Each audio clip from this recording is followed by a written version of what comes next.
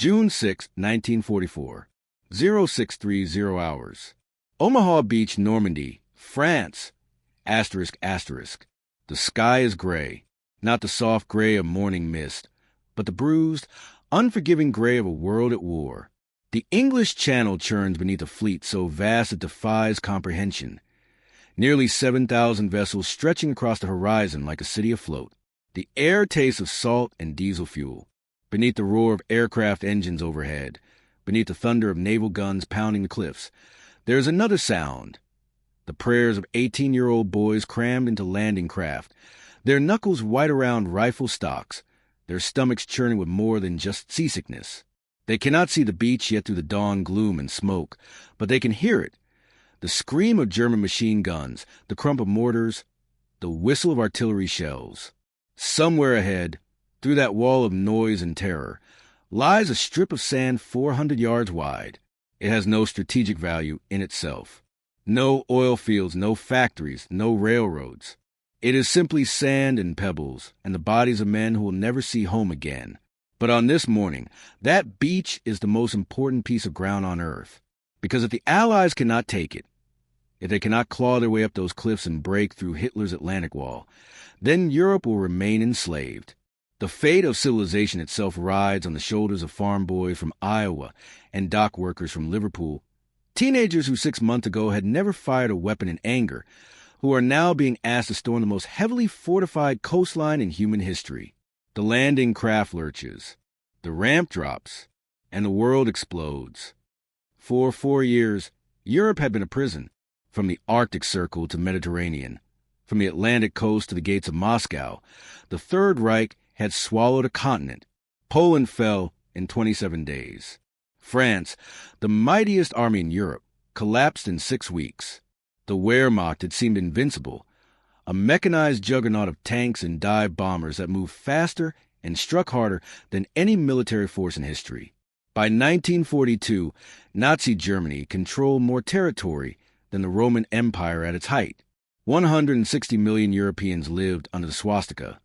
Their lives measured out in ration cards and curfews, their futures a darkness without horizon.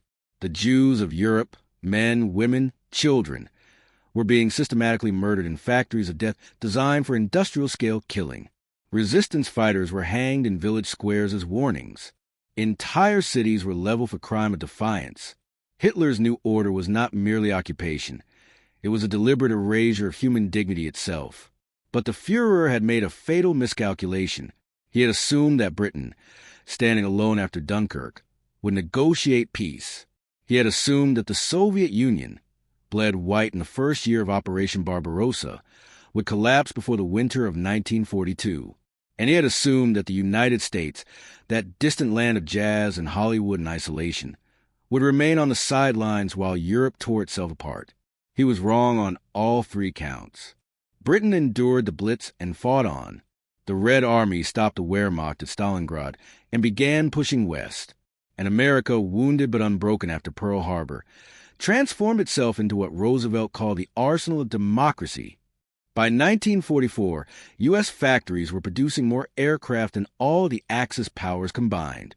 More tanks, more ships, more of everything. The sleeping giant had awakened, and it was furious. But industrial might alone would not liberate Europe. Someone had to kick down the door. Someone had to land on those beaches, break through those fortifications, and destroy the German army on French soil. For 2 years, Stalin had been demanding a second front, accusing the Western Allies of fighting the war with Russian blood. For 2 years, Churchill and Roosevelt had delayed, knowing that a premature invasion would end in catastrophe. They had watched what happened at Dieppe in August 1942, when 6,000 Allied troops attempted a raid on the French coast. Within 9 hours, more than half were dead, wounded, or captured. The beaches had turned into killing grounds. The lesson was clear. You could not improvise an amphibious assault on occupied Europe. You needed meticulous planning, overwhelming force, and a degree of coordination that had never been achieved in military history. You needed a miracle. And so, in the cold dawn of June 6, 1944, that miracle was attempted.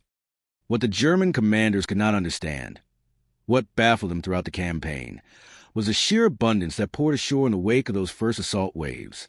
They had expected an invasion force, men, weapons, ammunition. What they got was something else entirely. Within days, the Allies had established artificial harbors, massive floating docks the size of city blocks, towed across the English Channel and assembled off the Normandy coast. Through those harbors flowed a torrent of supplies that defied belief. Not just bullets and shells, but bulldozers and portable bridges, field hospitals and blood plasma, gasoline by the tank-a-load, and food in quantities that seemed obscene. The German soldier, by 1944, was hungry. His rations had been cut and cut again as the Reich supply line stretched and frayed. He made do with black bread and ersatz coffee, with watery soup and the occasional tin of meat. He was accustomed to scarcity, to making do, to enduring. And then he encountered the American soldier, who seemed to live in a different universe. Captured German reports from Normandy read like fantasies. American prisoners, they noted, carried chocolate bars in their packs. Chocolate, not as a luxury, but as standard rations. They had cigarettes by the carton, not doled out one at a time like precious jewels. Their medical supplies included penicillin, a wonder drug that could cure infections German doctors could only watch helplessly. Their uniforms were standardized, mass-produced, but of quality that German troops, patched and mended and making do with whatever could be scavenged, could only envy. One Wehrmacht officer, taken prisoner in July, was given a tour of an American supply depot and returned to his POW cage white-faced. "We cannot win," he told his fellow prisoners. "You cannot defeat a nation that fights a war with such abundance." He had seen warehouses stacked to the ceiling with artillery shells, each one representing tons of steel and explosives casually expended. He had seen motor pools with thousands of vehicles, more trucks in one depot than the entire German army in France possessed. He had seen mountains of rations, canned meat, canned fruit, canned vegetables, powdered milk, coffee, sugar, enough food to feed a city. The symbolism was inescapable. Germany was starving Europe to feed its war machine. America was feeding its soldiers, so well they could afford to be generous with prisoners. The chocolate bar became a symbol of that abundance. Small, wrapped in olive drab paper, stamped with the imprimatur of American industry, Hershey's. To a German teenager conscripted into the Wehrmacht, half-starved and terrified, that chocolate bar represented something beyond mere food. It represented an industrial capacity so immense that it could afford to sweeten the rations of its fighting men. It represented a nation that waged war without sacrificing civilian comforts, that could simultaneously equip millions of soldiers and maintain the highest standard of living on Earth. It represented, in its small brown square of sugar and cocoa, the ultimate futility of the Nazi cause. How could a 1,000-year Reich triumph when its enemy could produce chocolate bars by the millions and ship them across an ocean to be handed out like candy? The question haunted German soldiers as the summer wore on and the Allied breakout from Normandy turned into a rout. But in those first days after D-Day, there was no rout. There was only grinding, brutal combat in the hedgerows of Normandy. The bocage. The French called it a landscape of small fields enclosed by centuries-old earthen banks topped with thick brambles. The perfect defensive terrain. Every field was a fortress. Every lane a kill zone. The Germans fought with the desperation of men who knew they were defending the last line. Waffen-SS divisions, Hitler Youth fanatics barely old enough to shave, threw themselves at Allied positions with suicidal courage. They had been raised on propaganda that painted the Americans as gangsters and the British as imperialists. They had been told that defeat meant the end of Germany, the enslavement of the German people, the extinction of their race. Some believed it. Others simply fought because the alternative, surrender, retreat, disobedience, meant execution. The SS ran mobile courts-martial behind the lines, hanging defeatists from roadside trees as object lessons. One general who suggested withdrawing from an untenable position was relieved of command and sent home in disgrace. Hitler had ordered that every inch of France be defended to the last man, and so his soldiers died in place, trading their lives for hours or minutes, delaying the inevitable. The Allies expected to break out from the beachhead within days. It took 7 weeks. 7 weeks of brutal attrition, of villages reduced to rubble, of tank duels at 50 yards, of infantry attacks that gained 100 meters at the cost of 100 lives. Cannes, a city that was supposed to fall on D-Day itself, held out until mid-July. St. Lo, a crossroads town of little intrinsic value, became a meat grinder that consumed divisions. The planners had envisioned a sweeping, mobile campaign. What they got was something closer to the Western Front in World War I. Static positions, incremental gains, casualty lists that made the politicians back home blanch. By the end of June, Allied casualties in Normandy exceeded 50,000. The optimism of D-Day had given way to a grim realization. The Germans were not going to collapse. They were going to make the Allies pay in blood for every field and hedgerow. But while the German soldier fought with skill and courage, he fought without hope. His commanders knew it, even if they dared not say it aloud. They saw the signs. The Allied air forces owned the skies. The Luftwaffe was reduced to a token presence, its pilots flying suicide missions against overwhelming odds. German reinforcements could only move at night, crawling forward under cover of darkness, while Allied fighter-bombers waited for dawn to strafe anything that moved. The panzer divisions that were supposed to throw the Allies back into the sea arrived at the front piecemeal, their tanks drained of fuel, their supply columns destroyed from the air. One German general later calculated that for every ton of supplies reaching his forces, the Allies landed 50. The arithmetic of attrition was brutally simple. The Allies could afford to lose the battles of the hedgerows, because they were in the war of production. Germany could not. And there was another factor, one that no amount of courage or tactical skill could overcome. The German army in France was not the Wehrmacht of 1940. It was not even the Wehrmacht of 1941. The best divisions, the veteran panzer and motorized units, had been bled white on the Eastern Front.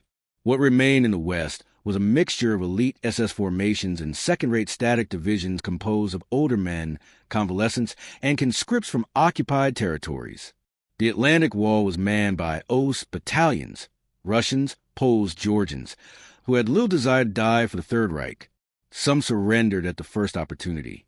Others fought half-heartedly, waiting for the chance to slip away. The Germans did their best to stiffen these unreliable units with veteran cadres, but the rot had set in. The invincible Wehrmacht was a memory. In its place was an army exhausted by 3 years of total war, worn down by losses that could not be replaced, held together by discipline and ideology, and the fear of what defeat would mean. By late July, the Allies had achieved the breakout. Operation Cobra, a massive assault preceded by carpet bombing that turned the German front line into a moonscape, shattered the Wehrmacht's defenses. American armor poured through the gap, racing south and then east, cutting behind the German forces in Normandy. The retreat became a rout. Entire divisions were encircled in the Falaise pocket, pounded by artillery and air attack until they ceased to exist as coherent formations. The roads were choked with destroyed vehicles, dead horses, abandoned equipment. The army group that had fought so desperately to contain the invasion was effectively annihilated. 50,000 Germans were taken prisoner. 10,000 more lay dead in the fields. The survivors, leaderless, weaponless, traumatized, straggled eastward toward the German border, no longer an army but a mob in uniform. Paris fell on August 25th, liberated by free French forces backed by American troops. 2 weeks later, British and Canadian armies were crossing into Belgium. By September, Allied forces were on the German frontier. The war that Hitler had said would last 1,000 years had, in the span of 3 months, been lost. Lost not in a single climactic battle, but in a campaign of attrition that exposed the fundamental weakness of the Nazi regime. It could conquer, but it could not sustain. It could take territory, but could not hold against an enemy with superior resources, superior production, and, critically, superior morale. The German soldier in Normandy had fought with courage, but he fought knowing that every day brought defeat closer. The Allied soldier fought knowing that every day brought victory nearer. That psychological difference, more than any tactical maneuver, decided the campaign. One captured German officer, interrogated in late August, summed it up with weary resignation. "We fought well," he said, "but you fought with full stomachs and full cartridge belts.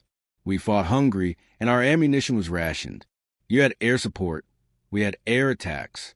You advanced knowing reinforcements were coming. We retreated knowing none were available. How could we win? He paused and added, When I saw your supply depots, I understood. This was never a war. It was an execution. But for the men on Omaha Beach that gray morning in June, none of that larger strategic picture mattered. They did not think about factory output or logistical networks. They thought about the next 10 seconds, about reaching the seawall, about not drowning, about the man next to them who had just been hit and was screaming for a medic. They thought, if they thought at all, about survival. 18-year-old boys who hours earlier had been vomiting over the sides of landing craft were now making life-or-death decisions under fire. Should they follow the sergeant up the bluff, or stay in the shelter of the seawall? Should they advance toward that bunker, or wait for armor support that might never come?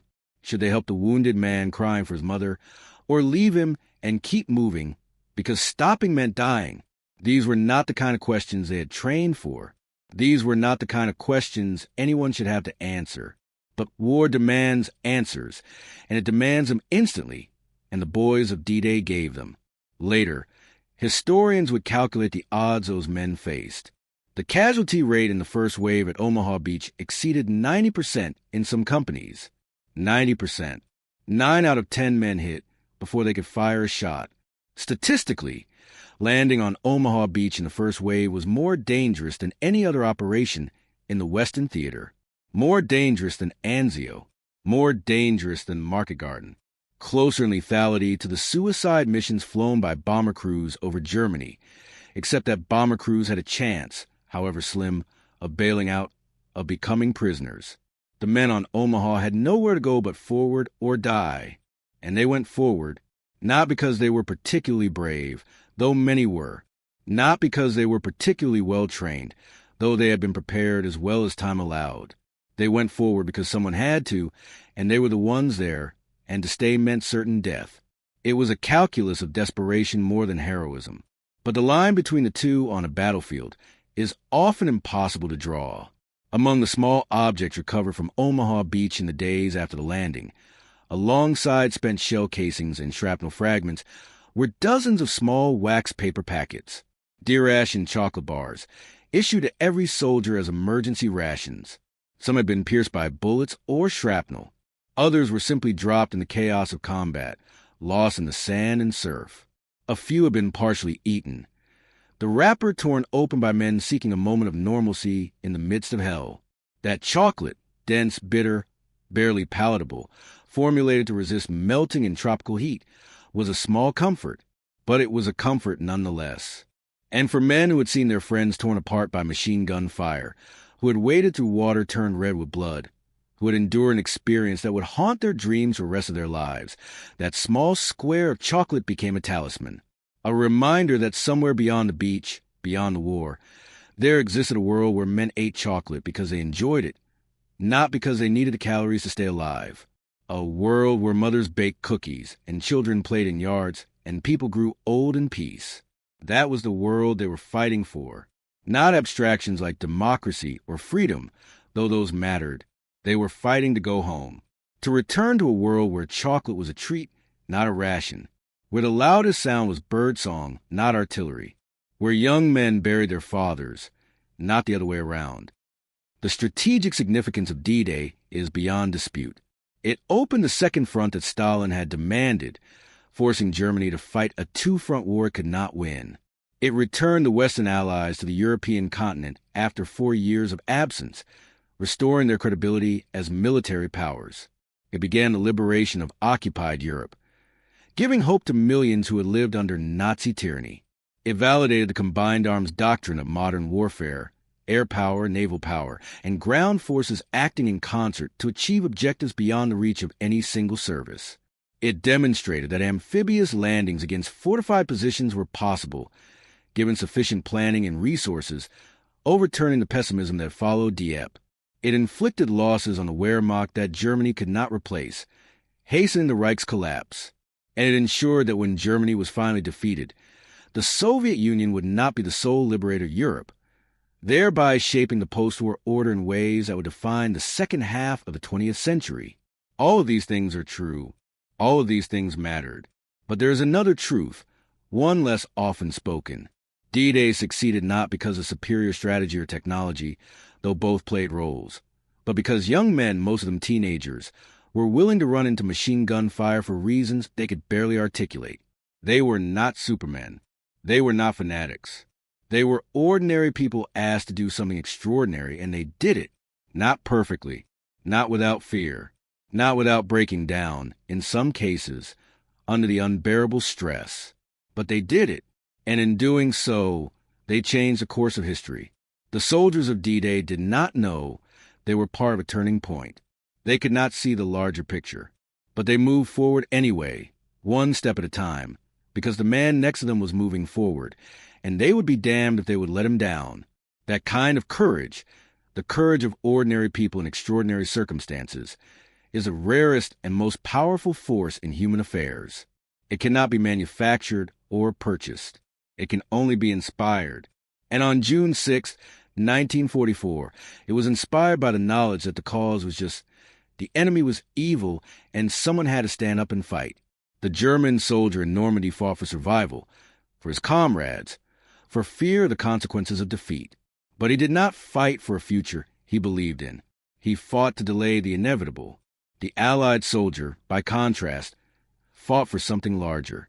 He fought for a world where invasions and occupations and genocides would be relics of the past.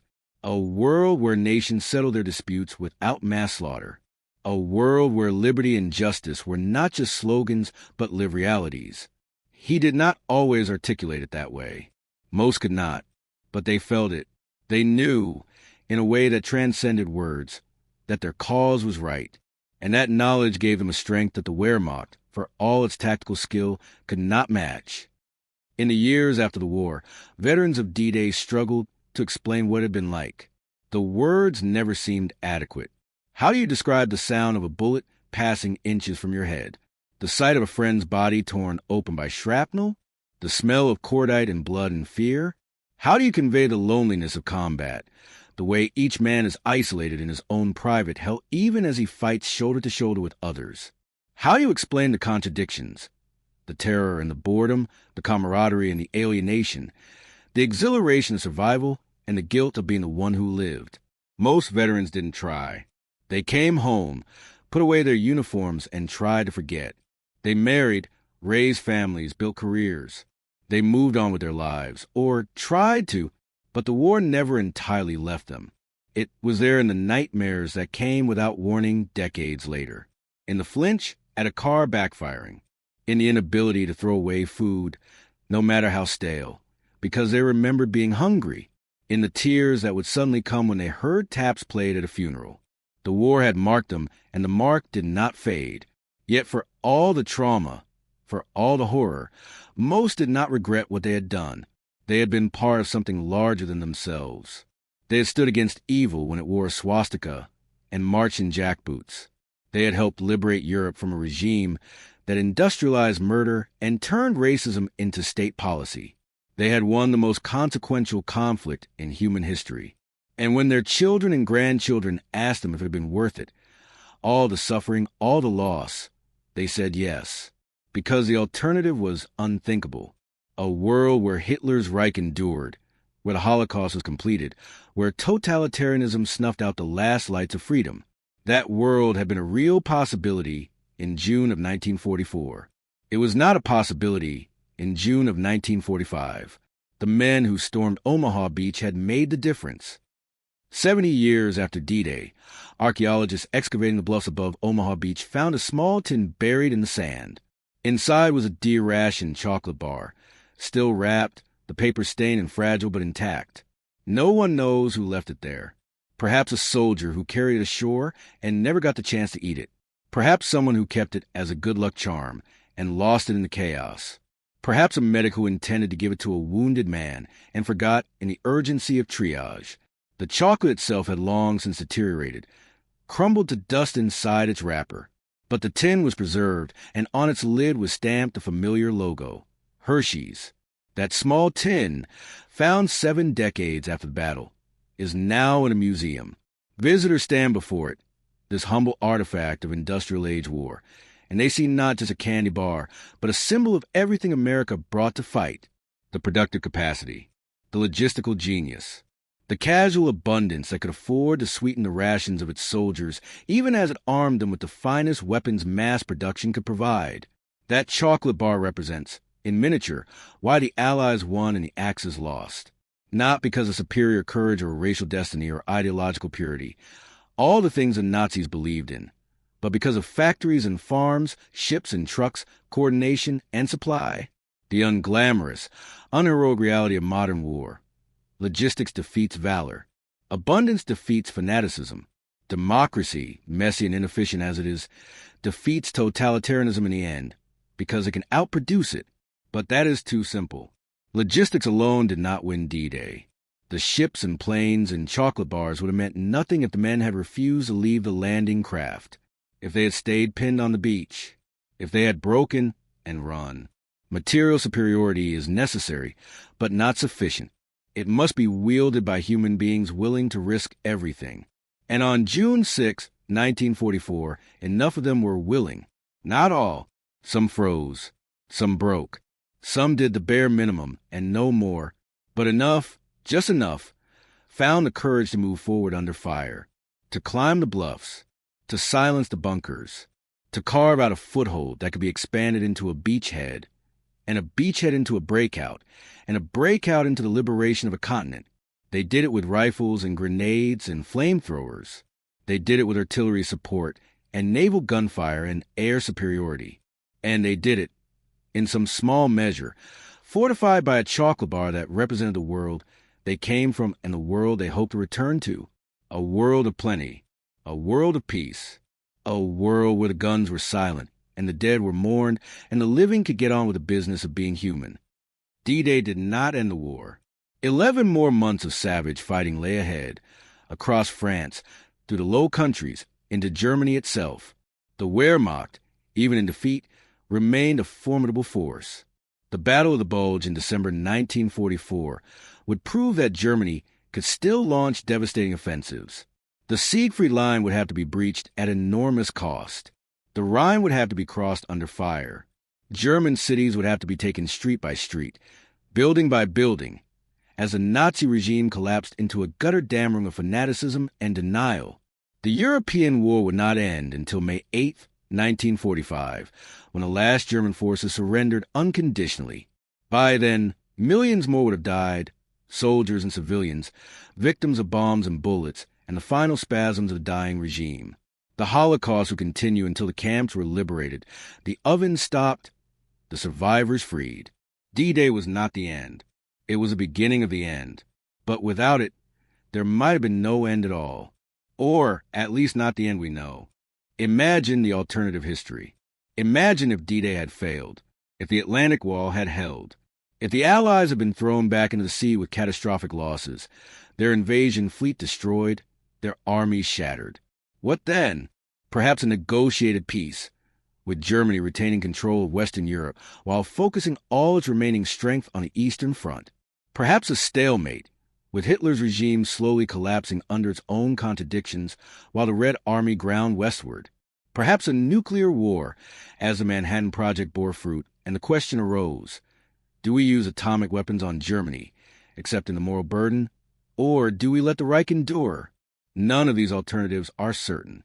History does not reveal its unrealized possibilities, but they were all plausible on the morning of June 6, D-Day succeeded by the narrowest of margins.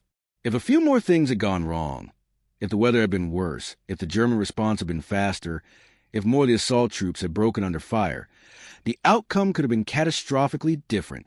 The men who fought on Omaha Beach that morning did not just win a battle, they secured a future. Not the perfect future they might have hoped for, but a future nonetheless. One where the forces of tyranny were defeated, where the principle that all men are created equal was vindicated, with a long arc of history bent, however slightly, toward justice. In the end, the story of D-Day is not one of generals and strategy, though those matter. It is not even, ultimately, about the clash of armies and ideologies, though that is its context.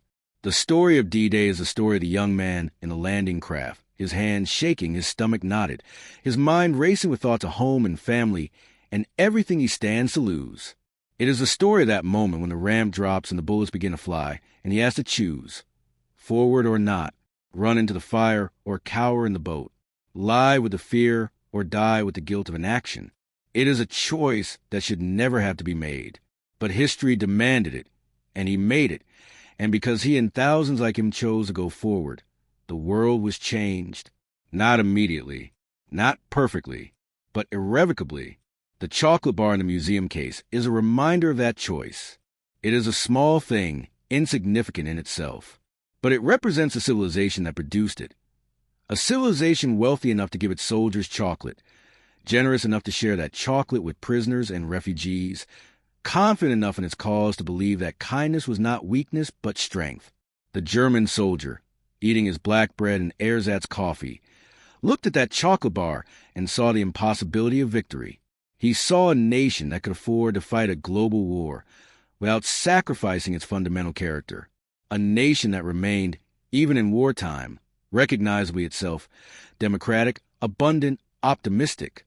And he understood in that moment that the Reich could not win, because the Reich was built on scarcity and fear and the belief that only through conquest could Germany thrive. America, by contrast, thrived because it created rather than conquered. It built rather than destroyed. It offered a vision of the future that was expansive rather than exclusive, hopeful rather than despairing. That vision triumphed on June 6, 1944. Not completely, not without cost, but decisively. The Atlantic Wall was breached. The myth of German invincibility was shattered. The arc of the war, which had swung wildly from Axis triumph to Allied resurgence, swung definitively toward victory. And the men who made it possible, the teenagers who stormed the beaches, the sailors who brought them ashore, the pilots who covered their advance, the medics who saved the wounded, the engineers who built the bridges, the quartermasters who supplied the armies, all of them wrote, with their sweat and blood and courage, a new chapter in the human story. A chapter that said, tyranny can be defeated, evil can be overcome, the better angels of our nature can prevail, if we are willing to fight for them. D-Day was not the last battle in that fight. It was not even the largest or the bloodiest, but it was the one that mattered most, because it was a day when the outcome ceased to be in doubt, when the long nightmare of Nazi occupation began its end, when the prisoners in the concentration camps who had lost all hope could begin to imagine liberation, when the resistance fighters in occupied Europe could believe that their sacrifices had not been in vain, when the world could begin to heal. The battle that changed the war. That is what D-Day was. But it was also more. It was a test of whether democracy, fractious, inefficient, always arguing with itself, could muster the resolve and resources to defeat a totalitarian enemy bent on its destruction. It was a test of whether ordinary people, given no choice but to be extraordinary, could rise to the occasion. It was a test of the proposition that the arc of history, given a push by the brave and the just, bends toward freedom. On June 6, 1944, in the gray dawn off the coast of Normandy, that test was administered, and it was passed, at terrible cost, with agonizing sacrifices, but it was passed, and the world, for all its continuing troubles and injustices and failures, is a better place because a generation of young men chose to run toward the sound of guns rather than away from it. Their legacy is the freedom we enjoy. Their monument is the peace they secured, and their story, told and retold across the decades, remains a reminder of what ordinary people can achieve when called upon by history to do the impossible. That is D-Day, the battle that changed the war, the day that changed the world.